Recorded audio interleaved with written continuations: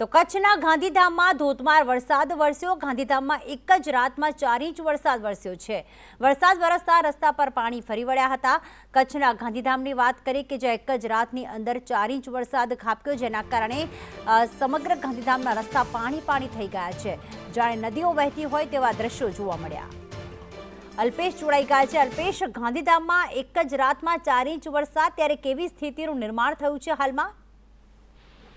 પ્રીતિ, જો વાત કરવામાં આવે તો ચોમાસાની શરૂઆત થઈ ગઈ છે અને કચ્છમાં મેઘરાજા મન મૂકીને વરસી રહ્યા છે। ગઈકાલ રાતથી જ કચ્છમાં વરસાદી માહોલ છે તે જોવા મળ્યો હતો।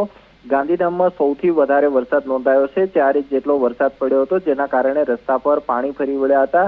અનેક જગ્યાએ રસ્તા ઉપર પાણી ફરી વળવાના કારણે રાહદારીઓ, વાહન ચાલકોને હાલાકીનો સામનો કરવો પડ્યો હતો। સાથે જ પાલિકાની પ્રી મોન્સૂન કામગીરી સામે પણ સવાલો ઉભા થયા હતા।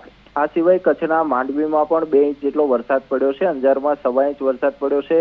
ભચાઉમાં 0.5 ઇંચ જેટલો વરસાદ પડ્યો છે, જેના કારણે ખેડૂતોમાં પણ એક ખુશીનો માહોલ છે, કારણ કે કચ્છમાં વરસાદ આધારિત ખેડૂતો ખેતી કરતા હોય છે। ત્યારે જે રીતે સાર્વત્રિક મેઘમહેર થઈ છે તેને લઈને ખેડૂતોમાં પણ એક ખુશીની લહેર જોવા મળી છે। આભાર અલ્પેશ તમામ વિગતો માટે।